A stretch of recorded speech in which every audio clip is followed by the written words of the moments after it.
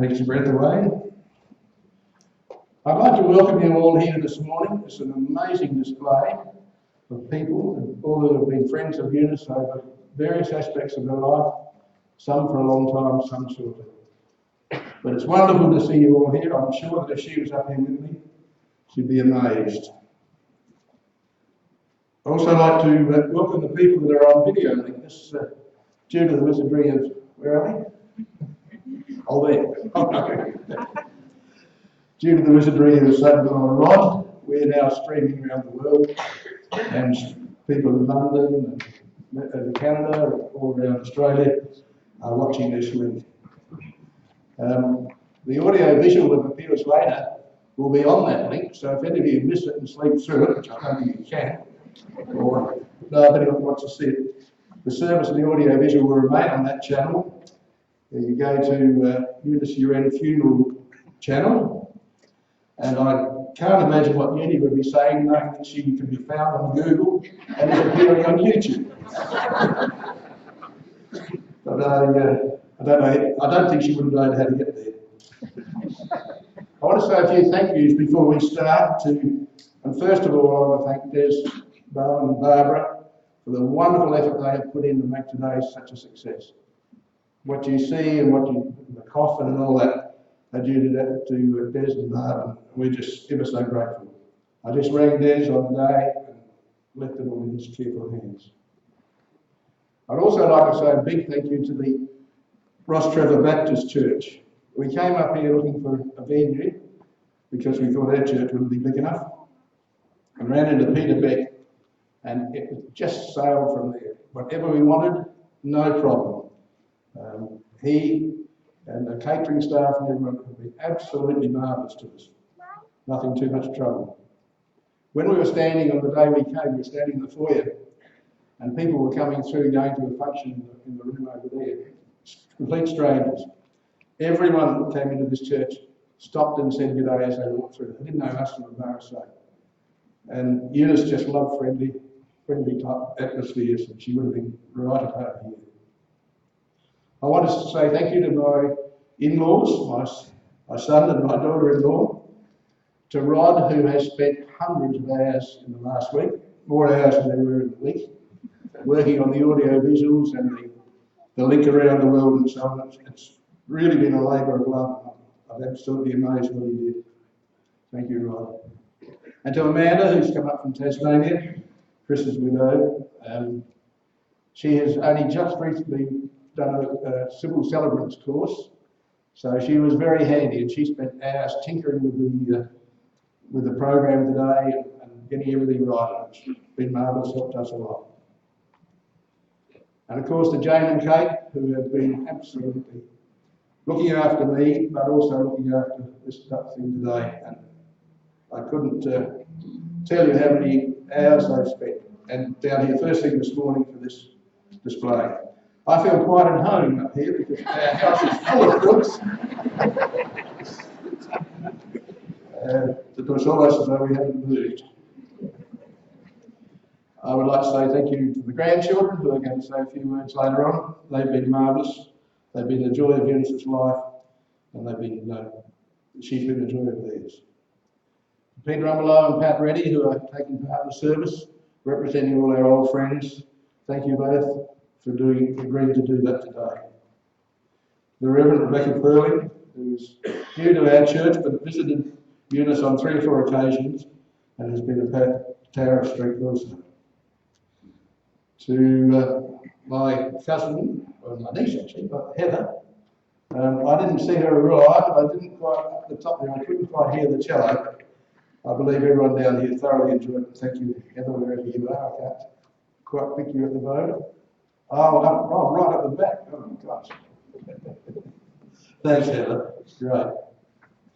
Then there's a whole multitude of others. Gina brought about 36 little vases of flowers this morning, and there's been people who've been helping all the week. It's enough for me. Now I'm just going to ask you to sit back and enjoy this tribute and this celebration of the life of Eunice.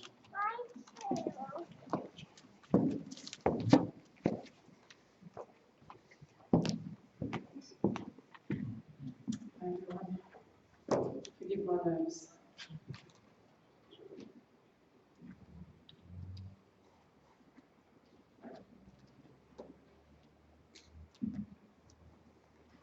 To live in the hearts we leave behind is not to die. We love her as a wife, mother, grandmother, mother-in-law, sister, aunt, and loyal friend to so many. Tony, you've shown great strength to stand up here and welcome us here today. For me, I cannot help but reflect on your loss in particular. Eunice has been the very centre of your life for over 50 years. You've climbed many a mountain together, always sharing the joy of the heights and the tragedy of the lows.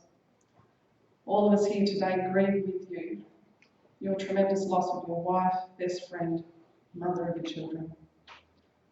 All of us here today stand by you though at this sharper time of grief, and will continue to. You're not alone. There's many strong arms here all around you, and you can lean on them. We give thanks and celebrate the way Eunice chose to live her life, and it was a choice. Eunice chose to be thoughtful, to be kind, to be generous, to be dedicated to her family and community. She was selfless to her very core. In short, Eunice lived a life of loving service to others. There's not one person in this church today who's not been the recipient of something thoughtful Eunice has said, written, done, made, cooked, quilted, nurtured, or cared for. Speaking of quilts, a sea of quilts, all made by her. Family and friends, we take time out of our lives today to say thank you to Eunice for all of these things she did for us, for the things she gave us, the things she's made for us, and the myriad of wonderful memories she's gifted us. Kate and Jane, we also reach out to you at this very sad time. The loss of a truly special mother will have life-changing impacts. I'm sure that you must feel so very privileged to have had such a loving and genuinely dedicated mum. Eunice was always there for you, ready to cook a meal, babysit a grandchild, taxi driver, be your trusted confidant and biggest cheerleader. Chuck, your mum passes the matriarch button now. It's in your safe hands, but you were trained by the best. And to all the grandchildren, Kat, Isaac, Nathan, Ella, Meg, Henry and Charlie, quite simply, you had the most amazing, fun and loving grandmother. She really loved you so deeply and spoke of you individually and with such pride. At the Victor Harbour House, Eunice has a small fairy statues in her garden for every one of you, every one of her grandchildren. And it's testament to Eunice that she's included statues of my other children, Remy, Flynn and Luke, in her grandmother's lion's pride. That's the sort of lady she was. On a personal note, I met Eunice back in 1992 when Chris drove me across the Green Glade Drive front lawn in a sled. Somehow made it from Jabiru to Adelaide. Didn't have a roof, didn't have doors. Eunice and Tony welcomed me with open arms into their family. Eunice has treated me like a daughter for all of these years. We've shared so many special times, holidays in the UK and elsewhere. She was such a godsend when Kathleen and Nathan were born. More than anyone I know, she understood the true meaning of a cup of tea. She never forgot a birthday or anniversary, so reliable and so very generous. I'll miss her kindness and understanding. But at the same time, her legacy of regular random acts of kindness is something that I will, and I'm sure you all will, take forward with us. Eunice and I also shared the very deep loss of Chris together. As his wife and mother, many times we would just cry together when there were no words to be said. For Eunice, the loss of Chris was profound. Chris held his mother dear, as he so loved to call her, in the utmost highest regard. He loved and respected her beyond measure. So much so, he wrote a song called Mother Tongue, dedicated just to her. You'll hear this song a little later during one of the video presentations. Mother tongue served as a reminder that our children are raised on words, and a thank you from Chris to Eunice for the loving way she raised him. Let us just take a moment and imagine the reunion of Eunice and Chris.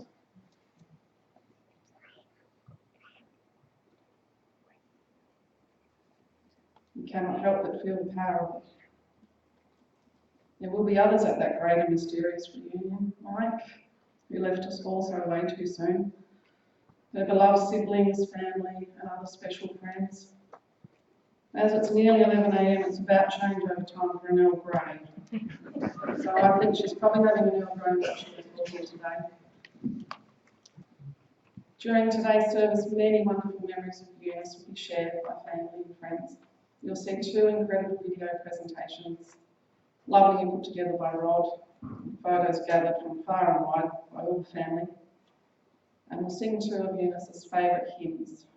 I'm sure we'll all enrich our library with memories of Eunice today and celebrate together the incredibly valuable life she lived for 76 years. A life of loving service, dedication, generosity, strength and resilience. On a lighter note, Uni, I know you'll hear this. Jane, Kate and I make you a pledge. We'll keep Tony in line for you. We'll make sure he doesn't get the last word too often. Just like you did with such gusto, occasionally we'll let him think he's won the argument. He won't have that. I'm now pleased to hand over to Rod, who's worked tirelessly all week putting together video presentations and a million other behind-the-scenes tasks. Thank you, Rod, for your outstanding efforts. You've done Eunice proud.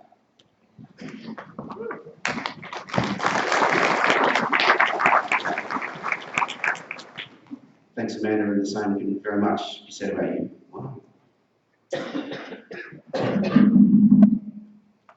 Right from the very first time I met Eunice, in Victor Harbour, of course, she welcomed me as a member of the family.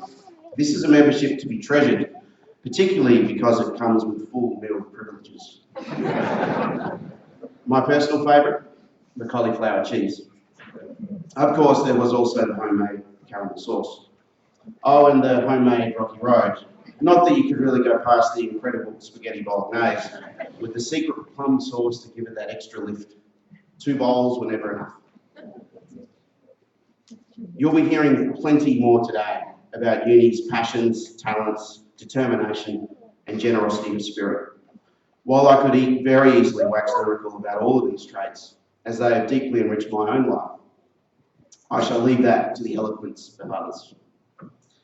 Instead, I would just like to offer a simple thank you to Eunice for the way in which she raised her 3 beautiful children, for the boundless love she showed her own grandchildren, and for the legacy she leaves us, which at its very essence is how to live a positive and meaningful life. I'd now like to call upon dear family friend Peter Rumbelow. Pete and his wife Jen, or Uncle Pete known to Jen as they have always been known to the grandkids, moved next door to Eunice Tones in Paradise 46 years ago when Kate was but a newborn. The 2 families quickly developed unshakable bonds, forged in part by the gate in their fence, which would lead to a tennis court or swimming pool, depending on which way you went. Pete will be reading a poem written by Eunice and Tony's son Chris, of course, originally dedicated to his grandfather when he passed away, but the words and sentiments so appropriately apply to his own mother dear. Pete.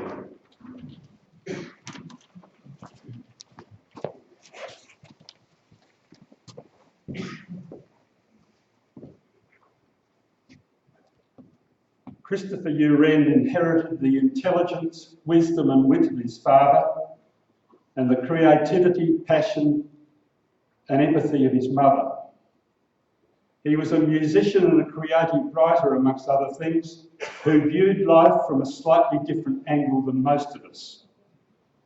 Chris Uren is one of my heroes, and this is his message to us today.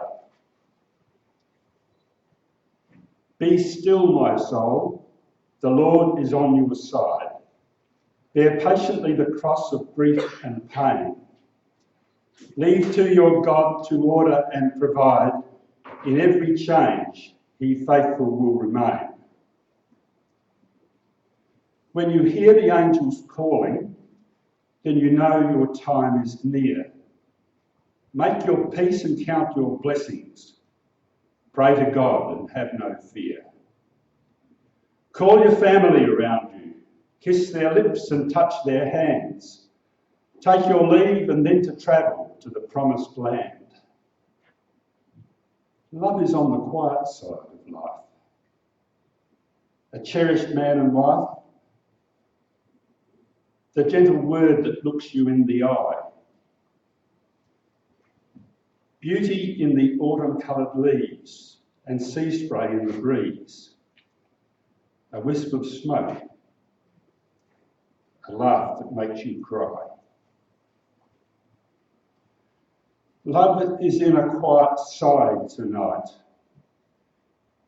When I recall the time that you were on my side, suddenly the moments that we shared are spinning in midair, a treasury of more than I can know.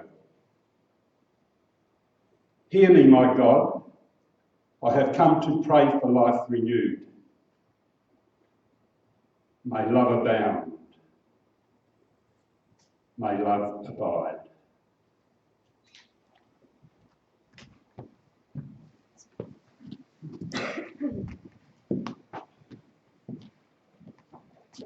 Thank you so much, Pete. Good job. Just to be proud of you. Patriarch is a very moving tribute, wove together 4 generations of the Uren family. Eunice wasn't hugely into music per se, but there's no doubt she was Mr. CJ's biggest fan. It's now time for the apples of Eunice's eyes to come forward. Also speak of the grandchildren. They're all here today except the eldest, Kat. Kat was very grateful to see Eunice a few weeks ago, but she was on her way to Europe for a marvellous adventure. Hello, Kat, in Germany. Isaac, Charlie, Henry, Meg, Ella, and Nathan, would you like to come on?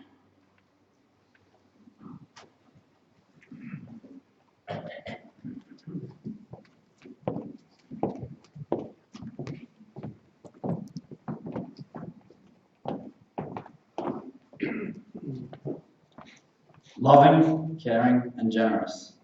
These are just a few of the many words that can be used to describe Yaya, a truly amazing woman and an even more amazing grandmother. Apart from quilting, travelling, cooking, and supporting the Adelaide Crows, I believe her favourite hobby was helping others. As a weekly routine, she would drive for 30 minutes just to pick me and my sister up from school. Each week, she would have topped up the jelly beans that she kept in the dashboard of her car. We each got to choose 5, with the odd occasion that she would allow us to take 6. What more could you want? A ride home from school, jelly beans, and spending time with an awesome grandmother. However, looking back on the time, it was incredible how she could do all the cleaning and washing needed and still have dinner on the table when Mum returned from work.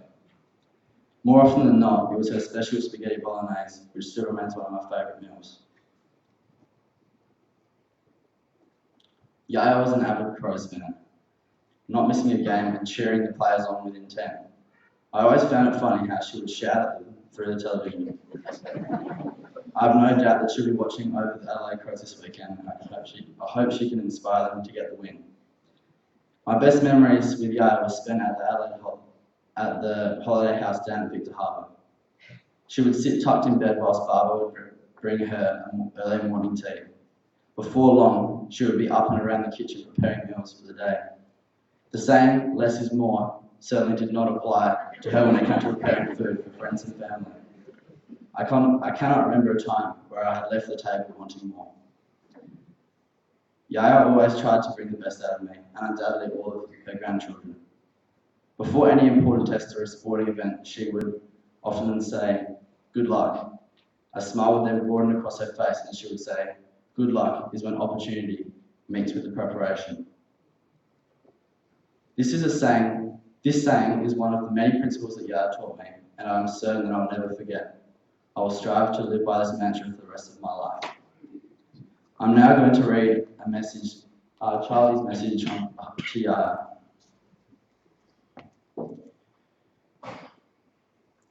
Dear Yaya, I hope you have a good time in heaven. I'm going to miss everything about you.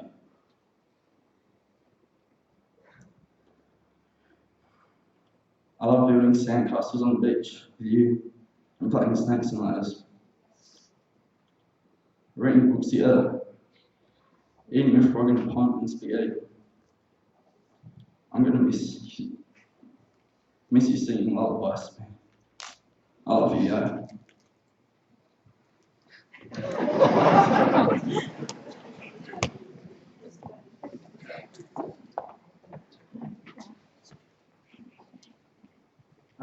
I'll be reading this on behalf of Henry here. It's just some words that he's prepared.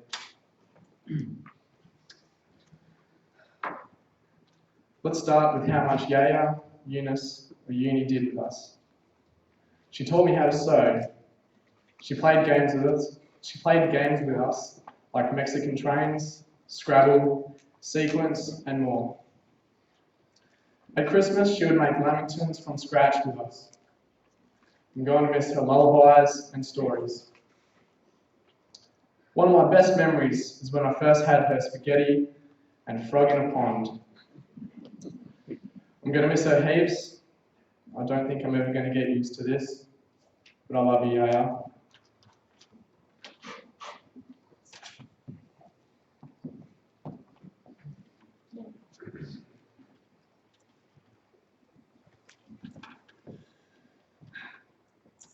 Hi everyone. As most of you know, I was Yaya's fifth grandchild. Before I read out a poem I wrote for her, I just wanted to say that Yaya, I will miss you so much and I love you immensely.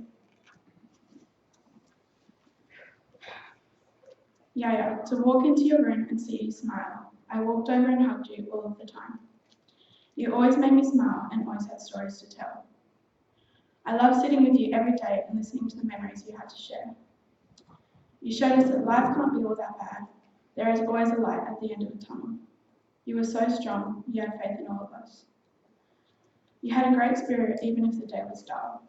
You weren't just my Yaya, you were my best friend. I know you had to go, but now I know you're not in pain. But I know you're close. When I feel the warmth at night, I know it's you giving me a good night kiss. When I feel my chest getting tight, I know that it's you giving me a big hug. When I feel the wind brushing in my hair, I know it's you whispering hello to me. When I see the sun shine, I know you're happy. When I see that bright star, I know that's you watching down at all of us and smiling. Now, beautiful angel, we pray to each night. Losing you, Yaya, broke my heart, and every day without a doubt, I think of you and shed a little tear for the Yaya I love so dear.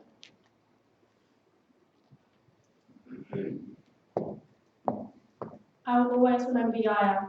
She left such a large imprint on my life. Yaya was such a generous, strong, and loving grandmother to me. She taught me the importance of love for family and for what you choose to be passionate about. She supported me in everything I did, always making me feel special. Yaya shared many loves with me, and these will forever be my strongest and precious memories with her. Together we loved cheering the Crows running footy, going out for a day of shopping. Netball, she always tried to come watch me play, sharing our competitive spirit, artistic creativity, as she always believed in my painting abilities, and I was always in awe of her quilts, and cooking with her as she taught me some of her iconic delicious recipes, such as my favourites, spaghetti, caramel sauce, and classic biscuits. Not only did we share these hobbies, but we had such a special and strong bond, which I will cherish forever. I want to continue to live my life making her proud and adopting her values, and I know she will be with me every step of the way, continue to support and love me. I'll miss you deeply, Yaya. Thank you so much for everything you've taught and done for me. I'm now speaking on behalf of Kat, who's currently home away from home in Berlin. When you think of the ideal grandmother, a woman like Yaya is what comes to mind. Who is always there for you with a warm smile and an old saying or rhyme to guide you. Someone who always put others before herself and always ensured everyone was well looked after. Always loved her little traditions, having the kids decorate lamingtons at Christmas, or the second Christmas they had later on with Nathan and I as we lived further away. That was something I always appreciated about her, The fact that even though Nathan and I weren't there for Christmas, Yaya and Baba always celebrated with us later on. Always made us feel included. I remember the lullabies she used to sing when we stayed over, and the annual trips to Green Hills. Yaya taking us over to see the horses at Granite Island, but mostly how kind and caring she was. I'm thankful I was able to be a part of her family. Now, here's my words I've prepared. So, yeah, for those of you who don't know me, I'm Nathan, the son of Chris. But for those of you who do probably know that I'm a man of few words. Sort of fitting seeing that I've spoken so much today. Yaya is one of the kindest, most beautiful souls of anyone that I've known. And that's reflected by her strong relationships with many of her friends and family. She was never reluctant to sing one of her jingles at any occasion, or to inform the grandchildren that luck is when preparation meets opportunity. She would always tell me how much I reminded her of my father, and that she's proud. Her positive attitude and supportive nature always brought out the best in everyone she knew. She always encouraged the grandkids to do well in everything that we did, and that even though Kat and I lived abroad, we were always welcome at the Paradise House. I think we can all agree that she welcomed anyone into her life with open arms. I'll never forget her graciousness towards her family and friends. She never forgot to send over fresh pyjamas every Easter or Christmas. I never forgot the birthday call. She cared without ever expecting anything in return. She was a beautiful friend, a gorgeous mother, and a perfect grandmother. I'm truly humbled to have known her.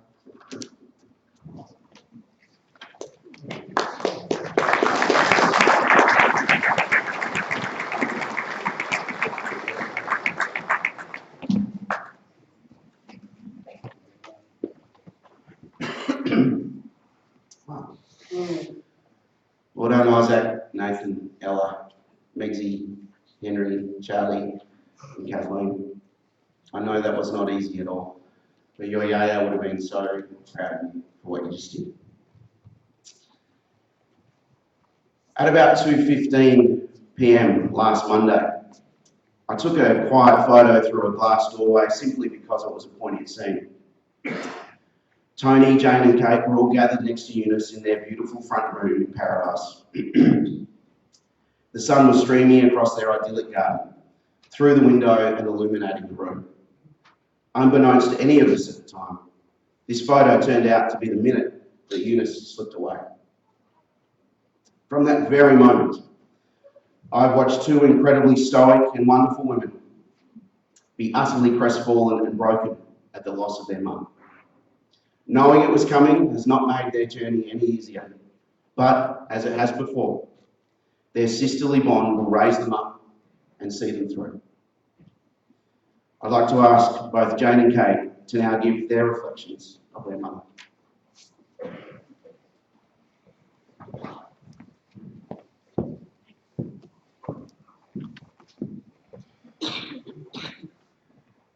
When I was 14, I went camping with our dear friends Garth and Gina Holmes and the Campbelltown Youth Group to Mango Creek. Before we left, I was given a short list of a few ingredients to contribute to the catering, which my bountiful mum helped me complete. Ever fearful of under-catering, she filled my pack with a 2-kilogram packet of rice, a kilogram of flour, a pound of butter, bushels of apples and bananas, and a whole litre of milk.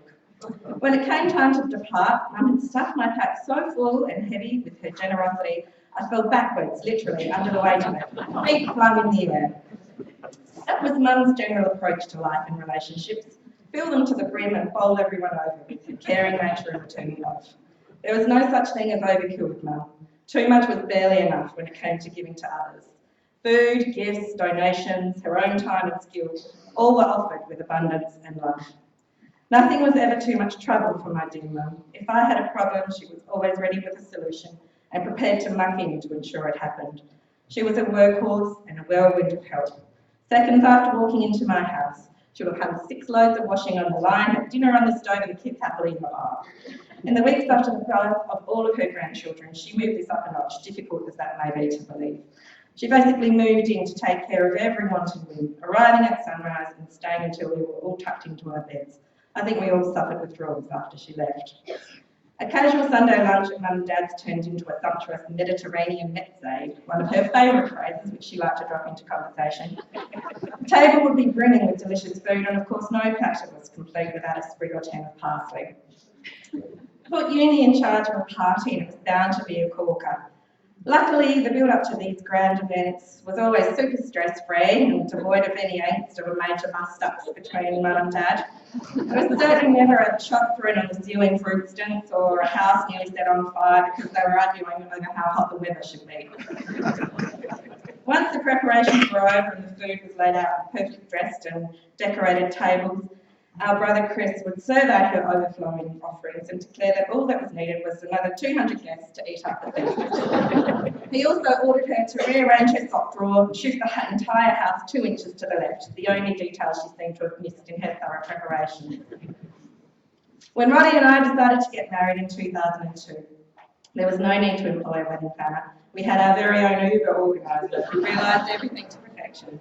A few years earlier, Mum almost single-handedly created the garden wedding of Jane Streams in the backyard at Granglade Drive for her marriage to dear Mikey. It's awe-inspiring the scale that Mum could work to when organising catering for something special.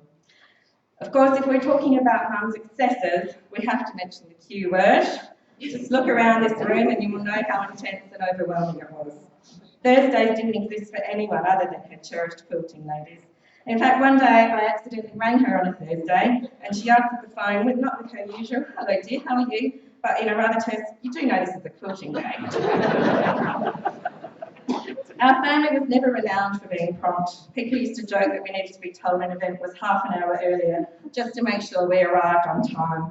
But Mum became a sudden clock watcher on a Thursday morning and once reproached Dad that she was already 2 minutes late when he tried to ask her a question as she drove off. Mum approached gift giving with great largesse. Presents were always generous and gorgeous. She made it her own personal mission to give every baby born and their siblings, parents and distant third cousins their own quilt or blanket, all made by her own loving and creative hands. She had a flair for embroidery and decorated handmade teddies for each of her grandchildren, some on the table over there. Christmas mornings were a fairy tale of surprises in the Uren house, a joy that began when I was a young girl who could not believe the bounty and continued for Mum's grandkids, who each had their own giant bags stuffed with thoughtful gifts. Boogie boards, marionette puppets, an art easel, special pieces of jewellery or other heirlooms. This put Yaya in the same lofty realm, and Baba, in the same lofty realm as Father Christmas in the kids' eyes. We were so lucky to wake up to so many Christmas days together at Victor Harbour, and Mum delighted in seeing the magic and wonder of Christmas for her grandkids. Not all Mum's excesses were positive influences in her life. She was also excessive, some may say a little illogical, in her dismissal of things, and once she'd crossed them off her list, they were gone forever with no hope for redemption. One of these was onions. When Mum and Dad were in Paris with Roddy and I, she ordered French onion soup. You may ask why she would do this if she so reviled onions, but she said she didn't want to miss out on this authentic Parisian experience. Mum extracted every single slice of onion from the soup, and there were a lot, and heaped them in an enormous pile around her plate, to the French waiter's shock and horror. Also on her list of bad items was gin, which never touched her lips in her entire life because it was, in her opinion, mother's ruin and would result in instant depression. Mum had a long and varied list of rituals that she clung to. Obviously, the legendary Neighbours Christmas party, which was held on the 1st of December, first Friday of December for every one of the past 54 years. She also placed a bet on the Brave Horse in the Melbourne Cup every year and had a very exacting routine for Crows games at Footy Park and then Adelaide Oval. This involved mandarins for the first quarter, soup at half time and biscuits at 3/4 time, and woe betide anyone who suggested she mixes it up. When it came to fashion, the jazzier the better for Mum. No outfit was complete without multiple strands of necklaces that would look like overkill on most people, but were just gorgeous on her. Her clothes could be best described using her favourite and oft-used adjectives of warm, tropical, friendly and colourful. Mum was extraordinarily fond of shopping, but she also produced a lot of her own clothes, especially in her younger years, and made things for Chris, Jane and me. My daughter Meg is wearing an embroidered jacket Mum spent hours making from scratch for me when I was a teenager. For someone who didn't go on a plane until she was 32, Chris, Jane and I may have heard that a few times when we were growing up, Mum wrapped up a huge list of travel destinations. She and Dad travelled regularly and ramped up the number of annual holidays after Dad retired in 2000. In all, they went on 14 overseas trips, beginning with New Zealand in 1973. They visited scores of countries and saw nearly every inch of Australia, with the Gulf of Carpentaria the only spot left on her list of destinations to tick off. Mum had an impressive memory for the places they visited and the interesting facts they learned, and loved making a connection with people she met all over the world. If she met a person with the surname Smith, for example, she might ask them if they were related to her neighbour, Bob Smith, in Paradise, and be genuinely disappointed if they weren't. There's no doubt my love for Mum was one of beautiful excesses, and they enriched and enlivened her life in the extreme. We have been overwhelmed by the outpouring of love and sorry, for our dear Mum this week. It's probably because she opened her heart to everybody and welcomed them into her life with love. One of our dear friends worded it perfectly. She was a gracious lady who made friends feel like family. Mum loved intensely, but gently, not smothering, but encouraging and supporting. After she passed away on Monday, Jane and I realised that we have lost our champion. No one will ever love us in the complete and beautiful way that she has. Jane has asked me not to finish on an emotional note.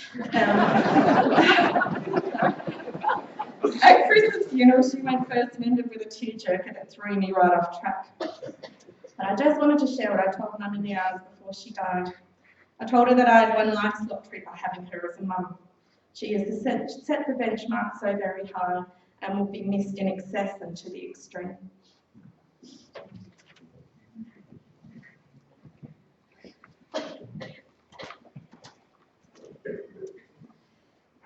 I doubt anyone here today would argue with my strong belief that I was firmly hit with a lucky stick when it came to my mum.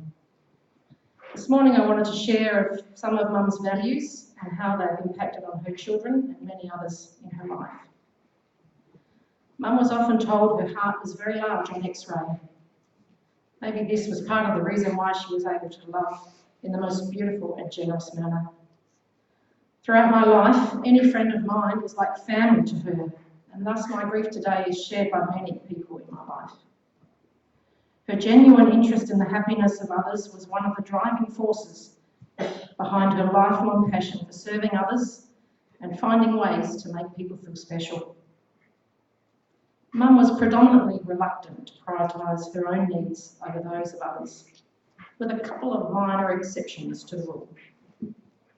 Until about the age of 50, her passion for playing netball, basketball, and tennis was intense, and all other activities were accommodated around the many games she played during the week. As a child, I watched her fierce competitiveness on the court, which would leave her with a face that glowed red for hours. I was later coached with the same determination, encouraging her team to give their all and to win or lose gracefully. One of her mantras as a coach, and the grandchildren have already touched on this today, so you can probably all join in with me, was that there is no such thing as good luck. Good luck comes when the opportunity meets with the preparation. Mum was also rather partial to cheering loudly from the sidelines. And there are a few in this room who she's cheered extremely loudly for. Who could forget that all the way down Brown from Campbelltown days? Often accompanied with some handy hints for the umpires. It's fair to say the loving kindness she showed her children in life was parked on the sidelines whenever we were on opposing teams. Nothing made her happier than passing a family member at net, or cleaning them up in table tennis, or in fact any board or card game. I learned at a very young age that it was best to be on Team U or how to lose gracefully. Mum told me recently she decided to retire from netball when all her teammates were so young they called her Mrs. Uren on court. Quite coincidentally, she transitioned to her other exception to the rule soon after her retirement, and her love of quilting is clearly evident here today. The joy and sense of fulfilment the art of quilting gave her were only part of her intense attraction. Mum loved her quilting family, and I know they loved her deeply. The hours she spent blissfully creating, always up for a new challenge, has left us with the most beautiful legacy. In recent times, whilst we knew Mum would do anything for us at any time, we were smart enough not to ask her on a quilting day. We joked many times with her about her priorities in life, and she clearly demonstrated through life the value of developing your skills and interests and the need to keep life in balance. Outside of these activities, Mum was a worker. She loved nothing more than creating delicious food for a trading table, dinner party, or family gathering, making items for the annual craft fair or other charities or people in need, organising a raffle or a special function and ensuring every possible decorative option was in place for the event to make it nice. She delighted in seeing a job well done and as much as possible hiding in the background. She was an active member of her local community, and many were in awe of her productive and tireless approach. If a job's worth doing, it's worth doing well. Another of her motivational mantras clearly reflected in her actions. She loved a plan and a list, and when she was in action mode, there was simply no stopping her. Honesty and fierce loyalty were trademarks of her character. Years, much to our horror. She enforced these values on her children and was determined to make us strong and independent. Locked in our darkened room and most definitely not allowed out. When Katie was 9, she was unable to have the I Climbed Ayers Rock t-shirt that all the rest of us got, and there were many children on that holiday. And unsuccessful in her attempt to climb. Due to her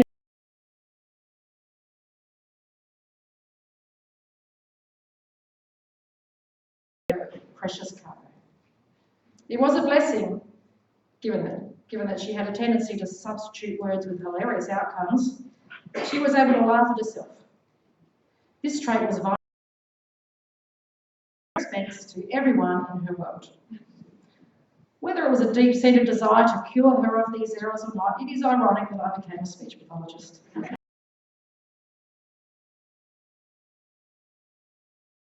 discovered a name for these errors and I explained them to her, which gave her great comfort. Semantic paraphages, so claiming there were not possums in our roof, and that the man in the restaurant had a wheelbarrow, not their own, not a handlebar moustache.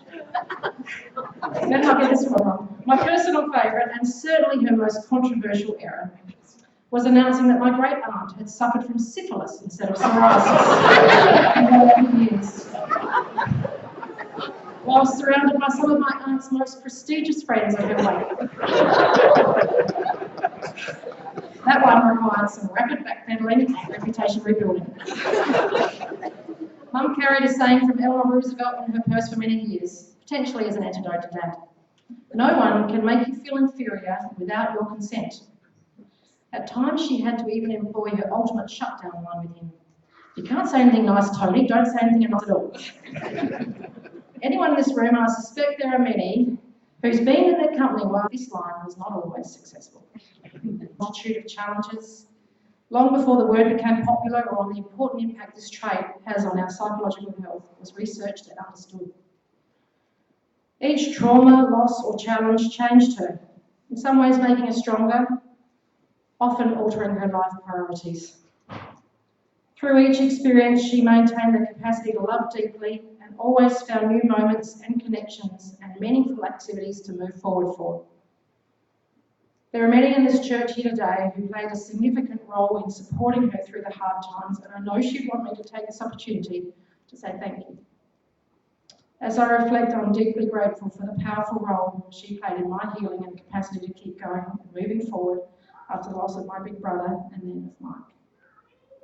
When I recently asked her to write down her values, she wrote the following about her resilience. Try to be positive with any problems and be a fighter to keep yourself as happy as possible in all situations. Mission accomplished with honours, Mum. Finally, Mum was inspired by the Serenity Prayer, drawing great comfort and strength from its words. God grant me the serenity to accept the things I cannot change, the courage to change the things I can, and the wisdom to know the difference. As Mum would say, we've been on the line to eBay and we've ordered a truckload of serenity for delivery ASAP because we are going to need it as a family to face this loss. I'd just like to finish by saying a few words I know Mum would want me to say to you all. Whilst it's fitting that her final 2 outings before her rapid decline were attending a full day of quilting on the Thursday and then on the Saturday watching Ella, Meg and a few other girls in this room here win the netball grand finals, I know there were many people she would have loved to have had the energy to connect with in her final weeks. She would want me to tell you that your messages of support brought her great comfort and that she held you all in her large heart until the very end.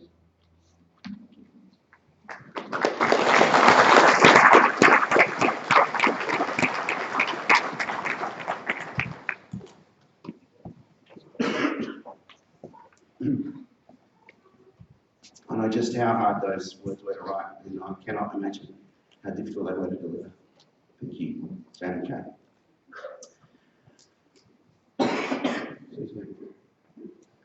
And so we come to the first of 2 video presentations. As Amanda spoke about earlier, the song you will hear is called Mother Tongue, and it was written by Chris for Eunice. Suffice to say, it was her favourite song in all the world. When Tony and the girls asked Eunice recently what music she would like played here today, she said, "I only want Chris's song for me." The video is dedicated to Eunice's love for her children and grandchildren, and their love for her.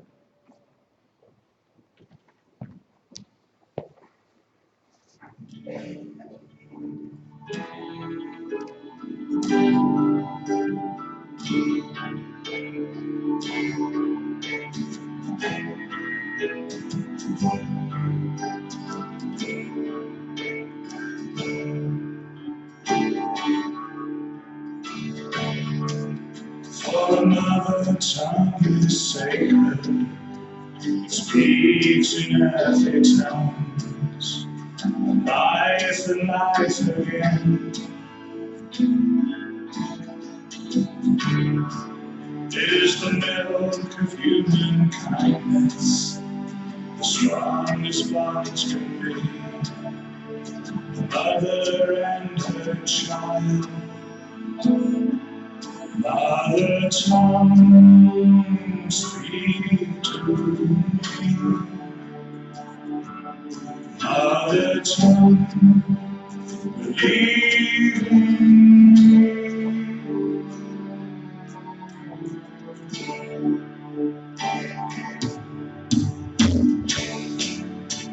The constant source of comfort, the shape of my self-worth, pride within her eyes.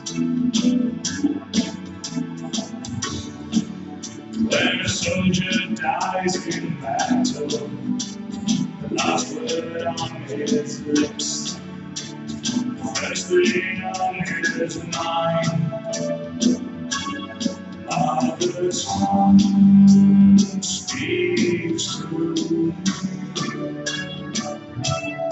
Mother tongue believes in me.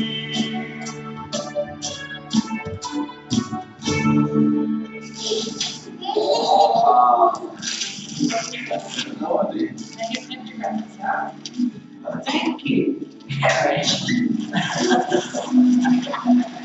Lots of papers. Oh no. It's the more boxes.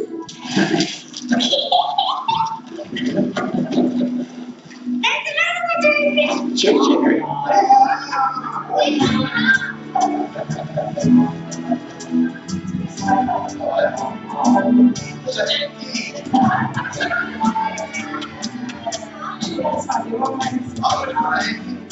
As a father now I witness good that I can do.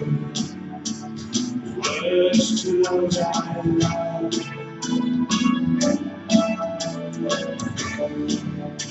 I tell them that they're clever. I tell them every day they are beautiful. Mother tongue, believe in.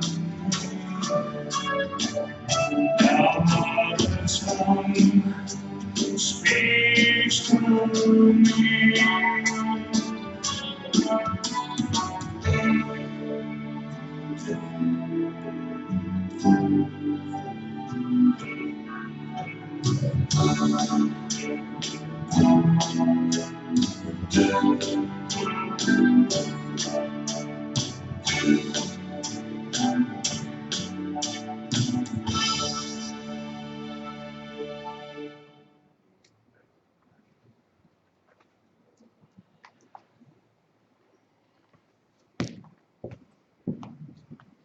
What about you?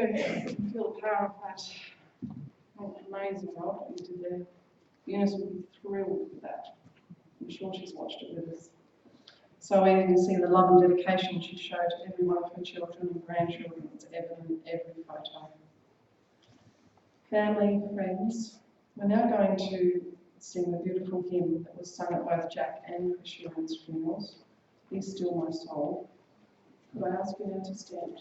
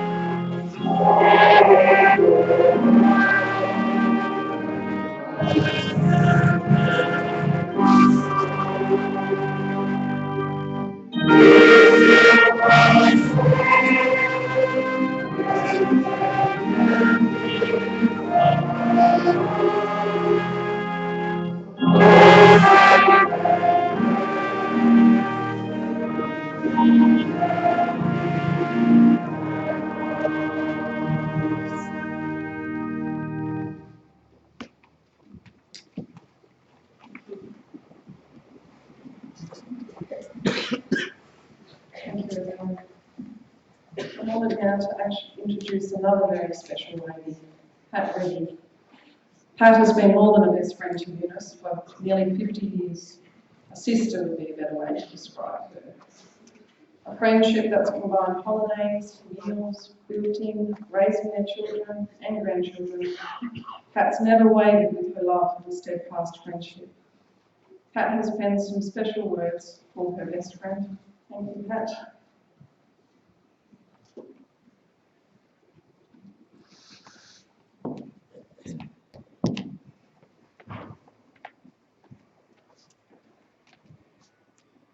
A thanksgiving for the life of Eunice Patricia Uren.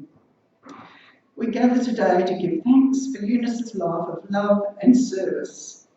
As a young girl, serving her father and siblings, then later on, the love and total devotion to Tony, Chris, Jane and Kate, and the precious children.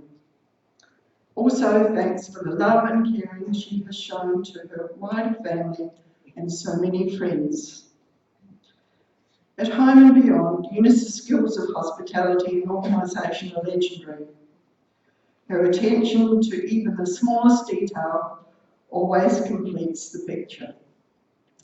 We remember unfailing faithfulness and friendship. To so many, she gave encouragement and support, and every now and then advice. Just ask Tony and the footy umpires. In the tapestry of life, which includes patchwork, Eunice absolutely thrived and blossomed. Thursdays were really special in the Uren household. Eunice spent all day at patchwork, so happy, while Tony enjoyed a game of golf, usually at Victor. The challenge of coordinating colours and patterns to make, with love, a beautiful quilt was ever present. And looking around, you can see she was so very successful in this. Creating something new, something different, made Eunice exceedingly happy. However, patchwork isn't all sewing. The morning teas were not to be missed. Very often, her cakes or biscuits arrived at class still warm. A huge sacrifice for one who claimed not to be a morning person. She was just continuing her service to friends who were all treasured and loved. Eunice would be blown away by all the patchwork family who have come to be with her today and to honour her. Eunice and family were surrounded by the love and prayers of friends in her last days. Her beloved family and support team were constantly by her side. May we endeavour to follow Eunice's very fine example of loving, caring and supporting. The thread of life is love. Farewell to a very dearly loved and much respected special lady who has enriched all our lives in the many different ways, beautiful memories. God has her in his keeping. We have her in our hearts. Please join with me in the Lord's Prayer. Our Father in heaven, hallowed be your name. Your kingdom come, your will be done on earth as in heaven. Give us today our daily bread. Forgive us our sins as we forgive those who sin against us. Save us from the time of trial and deliver us from evil. For the kingdom, the power, and the glory are yours, now and forever. Amen.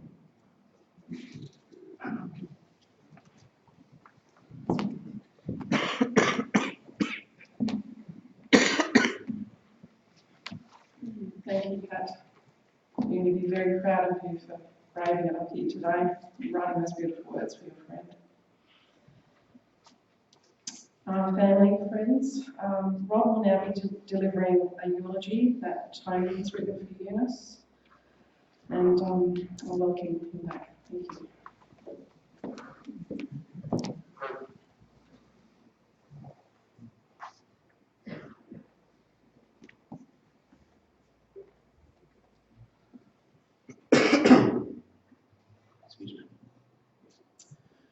Eunice Patricia Stratfold was the third child of Kathleen and Sid Stratfold, born on the 21st of May 1941 and coming in at 6 pounds 4 ounces, hence her nickname, Tiny or Time. It was a busy time in the Stratfold house as her mother had 3 children in 3 years and 4 days. Elder brothers Dennis and Roy, to be followed by Jeff in 1944, and then her beloved little sister Yvonne in 1952. The family lived first in Blackwood and after the war moved to Plympton, where she attended Plympton Primary and Theberton Girls Technical High School. Her family could not afford a car, so she rode her bike for 4 miles to school each day in all weathers. She enjoyed her sports and was very good at them, as well as art and craft and domestic science. Fortunately for me, the family moved to Payneham in 1955 and became involved in the Payneham Methodist Church Youth. After completing her schooling at Theberton, she went to Peacock Business School to learn how to use a comptometer. I don't think they make them anymore. And started work in the office of Rosella Sauce and Pickle Factory at Hackney. Her mother found a lump in her breast and, despite struggling to care for her family, died in December 1956 at the age of 41. Yvonne was only 4 at the time, so 15-year-old Eunice left her position at Rosella and took on the role of mother to Yvonne and the family chores of cooking, shopping, cleaning, etc. These were tough times, but it strengthened the bond with her siblings that remained strong all her life. It was an incredible sacrifice for such a young lady, but she undertook it cheerfully and competently. It was about this time that I started to sniff around the Stratfold home. Roy had become a mate of mine, but I was soon more interested in his young sister. We had our first date in 1956, and after some hesitation on her part, we went on to win the longest kissing competition at a friend's 16th birthday.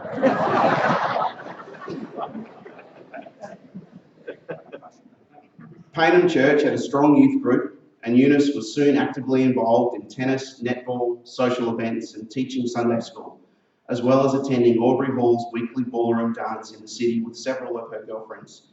Fortunately, she didn't find a permanent partner. My parents virtually adopted Eunice as their own, and she spent many holidays at our Victor Harbour house, and Mum arranged her 18th and 21st birthdays. Our romance continued to blossom, and we became engaged in January 1962 and married in March 1963 at Payneham Methodist Church. In between, we purchased a block of land in Paradise, and we were able to move into our new home on return from our honeymoon.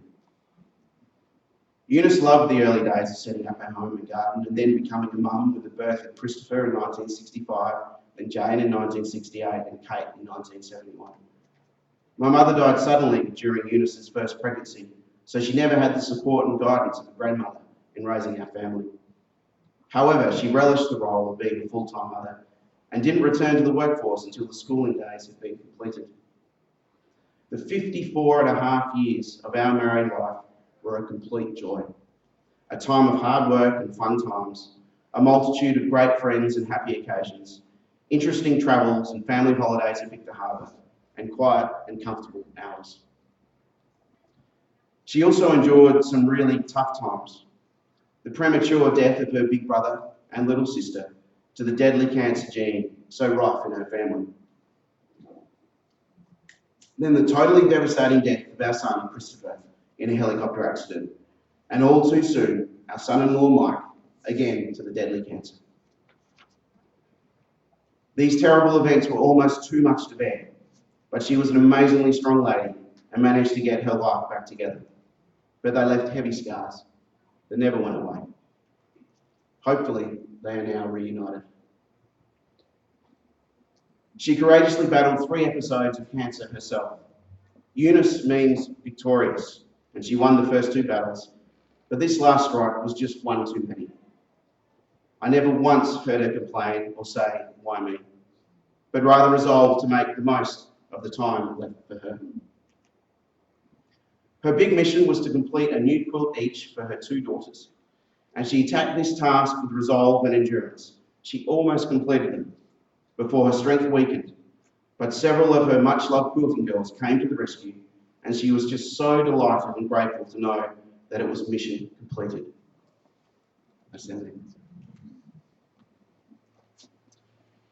Eunice played a big role in our community, from Sunday school teacher to women's fellowship at our church, kindergarten and school committees and tuck shops, netball and tennis player and coach, Meals on Wheels and hospital auxiliary for in excess of 30 years, Rotary conferences, art shows and events, cake stalls and craft shows, etc., etc. She was awarded Campbelltown's Citizen of the Year in 1999, listed in the South Australian Women Honour Board for the 20th century, compiled by the International Women's Day Committee, and had a Paul Harris Fellowship presented to her by the Rotary Club of Campbelltown. These honours, so richly deserved, but somewhat embarrassing to her. For 54 years, she held an annual Neighbours Christmas party at home, a much appreciated event on our local calendar. Her list of favourite things to do was as broad as it was long. Top of the list was certainly quilting, but it would include netball, the Crows, shopping, flower arrangement, Christmas activities such as tree decoration and lamington making with the grannies, new clothes, gardening, Pikes Riesling and a Pims, our dogs, the weekly cross quiz, cooking, travel, TV mysteries and period drama movies, her houses, family photos, and her morning cup of tea in bed. I think the words that best describe Eunice are bright and beautiful. It was her great physical beauty that attracted me in the first place, but it was her inner beauty that radiated and grew stronger all through our marriage. Her love, courage, honesty, dignity, generosity, and self-sacrifice were the essence of her. And she loved beauty. She saw it in flowers and gardens, in quilts and works of art, particularly those of her granddaughter Ella, in clothes and beaches and tourist destinations, in her children, grandchildren and friends, in music and dance, in the 4 seasons and the colours of the rainbow. That is why our next hymn is All Things Bright and Beautiful. Now it is time to say goodbye, to express our thanks to her for a life wonderfully, beautifully and generously lived, and for spreading joy and love wherever she went and with whomever she encountered along the way. Farewell, my darling. It is reassuring to know that you have simply gone from one address in paradise to another paradise. Now rest in peace, and you will never be forgotten, but live in our hearts and our minds forever.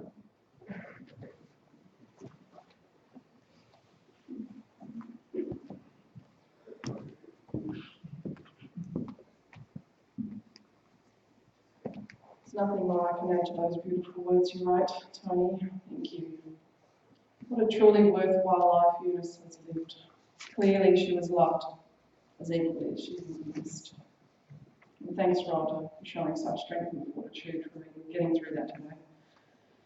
As Tony so eloquently said in his eulogy, the next hymn, All Things Bright and Beautiful, is very apt for Eunice, and one that she herself loved. Should I ask you now to please stand?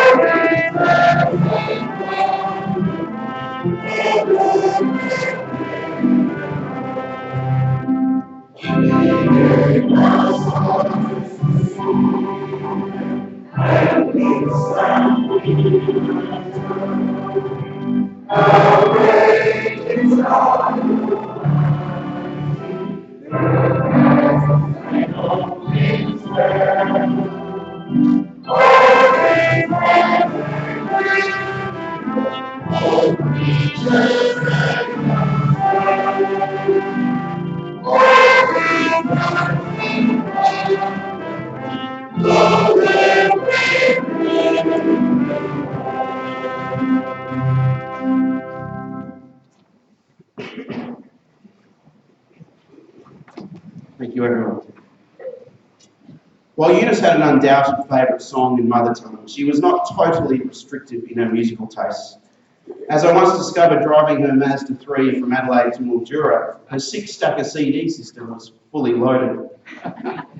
Of course, all of these CDs were by the artist Mr. CJ, also known as Patricia, of course. Hence, the next video presentation is again set to Chris's music. The first song is Entropy, an ode to Kakadu that Uni simply adored.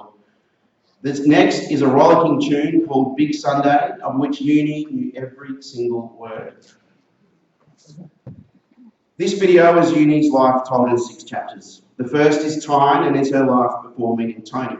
The second tells the extraordinary love story of Ewan and Tone, one that thrived for 5.5 decades.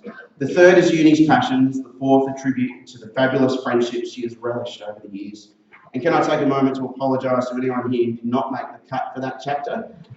Rest assured, Tony has photos of you. I just couldn't fit 48,000 images into a 2-minute chapter. Chapter 5 takes you on a journey around Australia and the world with a globetrotting couple, and the final chapter is all about Uni's dear family. It goes for a bit over 9 minutes, and at the conclusion, Reverend Rebecca Perling, the minister at the Campbelltown Uniting Church, which has been Eunice and Tony's church for many years, will come forward for the committal and blessing. So please, take the next 10 minutes to sit back and reflect on the life of Eunice, backed by the indomitable talents of her son. My word, how she would have loved this.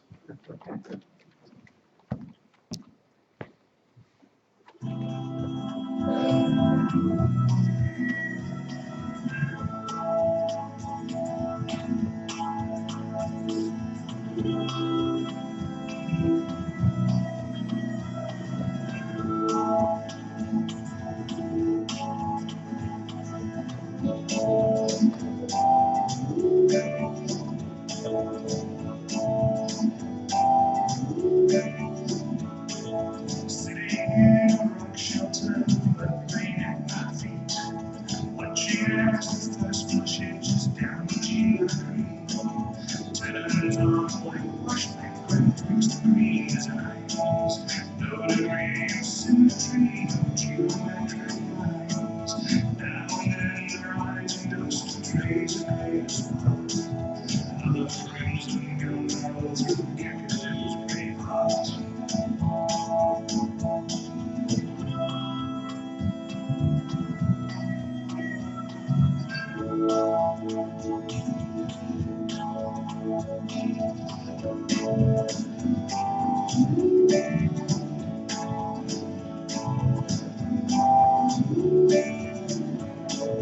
Looking up, I noticed that the skies are not as vast. Down below the trees are poised in perfect with dust. Suddenly, a dry wind comes rushing through my land. Heralding the breath of life that rushes through the air. Now and then the heavens split like waves turns to earth. And thunder was a testament to now I go through rain.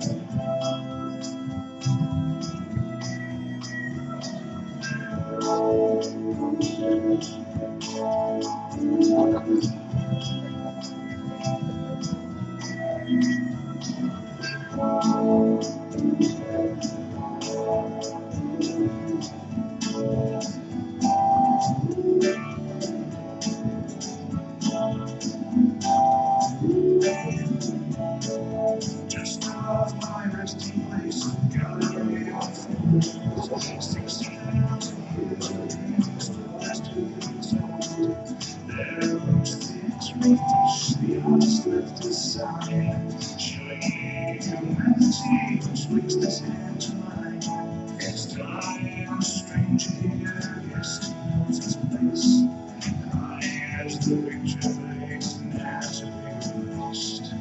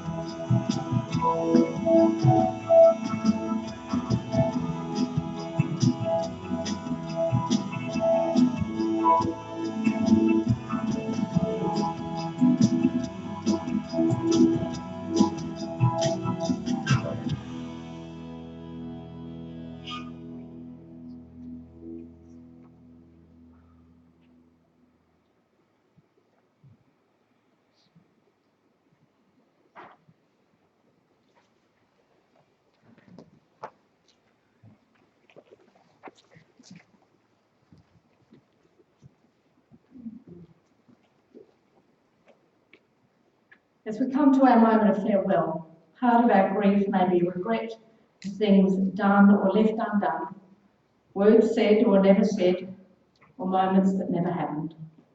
This is the time to lay aside all those regrets and to honour the spirit of Eunice herself, who would never want them carried into the future. Let us receive this gift of generosity from Eunice and the forgiveness of God.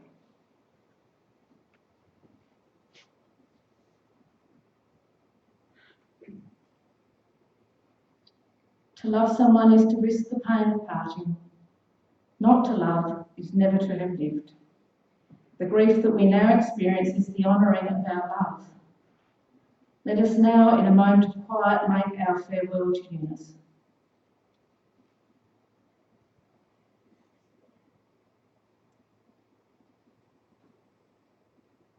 Go in peace, Eunice. Fly free into the universal life, held safe in the hollow of God's loving hand. Soar with joy on the wings of heaven and celebrate with lightness of heart all that has been and all that is to come. Join the vivid colours of the rainbow and spread the wings of your spirit in freedom. Then hover low over those who have loved you and touch their lives gently when they grieve your going. Go in grace and carry our love and thankfulness with you. Amen. And now let us commit Eunice's body to the elements that are gentle to us at the time of our death. Ashes to ashes, dust to dust. In the cycle of life and death, the earth is replenished and life is eternally renewed. Even as we grieve this loss, let us commit ourselves to the comfort of those who miss Eunice most. Let us surround them with our love and pray for the comfort of God.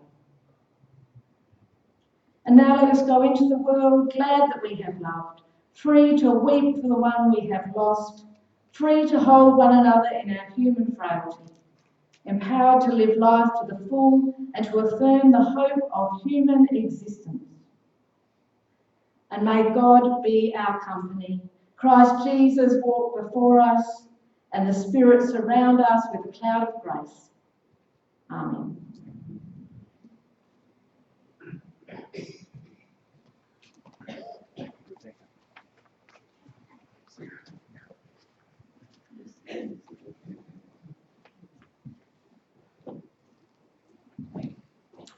Rebecca, thank you for those lovely words of committal for Eunice.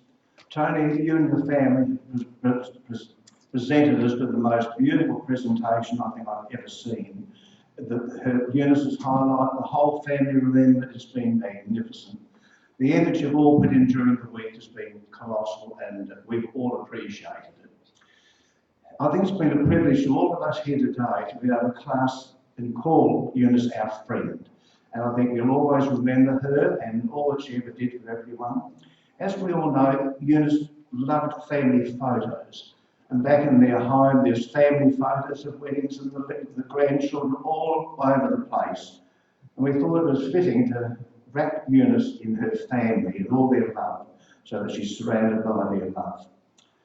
Her garden was one of her favourite things. And I think nearly everyone here would have received one of her mucky tussies over the years. She used to be able to produce those out of the garden from so many little things there. When I went to home last Monday, I was sad going there, of course, and I really expected to see Eunice in her bedroom. But when I walked in, I looked to the left into their lounge, and Eunice was on her bed, right by the lovely bay window, facing out her garden. But the garden just continued. It wasn't just her garden. It went straight across. You couldn't see the road. It went straight over the linear park. It was late afternoon. The sun was beautiful, was setting. There were shadows. It was one of the most beautiful scenes that I have ever seen and witnessed when anyone has passed away. And it took me a few minutes when I was there, and I was thinking, Eunice was surrounded by her lovely family here. She closed her eyes and would have woken up in God's garden and surrounded and greeted by her two lovely boys that were there. So we know she would be well received and loved over there. Friends, in a moment, there's a song I'd like to just play, especially for Eunice, and after that, we'll ask the pallbearers to come forward. We'll take Eunice to the hearse. You're all welcome to follow behind. There'll be rose petals you could sprinkle on the casket of the hearse. And after that, Tony and the family invite you to come to the church hall. Light refreshments will be served in there. Thank you.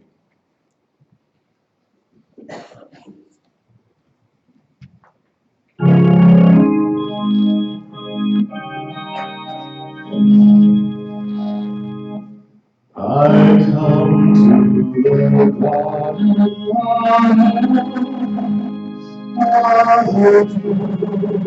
still on the roses, and the voice I hear falling on my ear, the Son of God discloses, and He walks with me, and He talks with me, and He tells me I am His own, and the joy we share as we tarry there, none other has ever known. He speaks, and the sound of His voice is so sweet, the birds hush their singing, and the melody that He gave to me within my heart is ringing.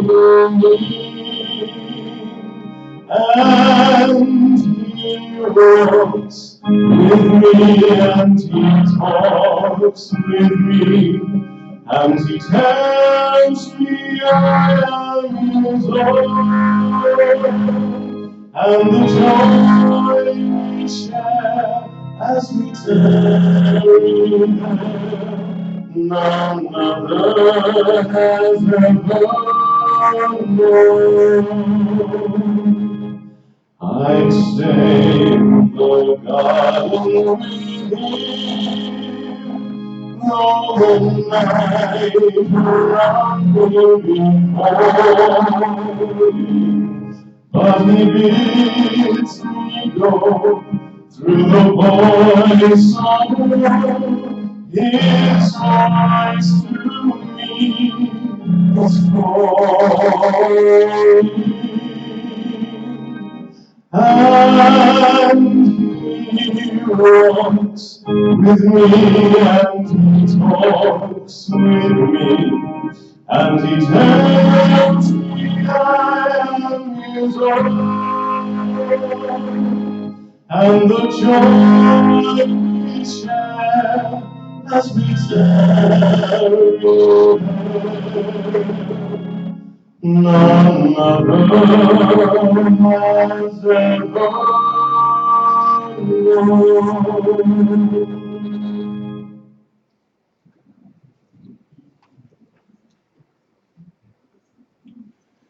Friends, would you all please stand, and the family acting as pallbearers, if you come forward. Thank you.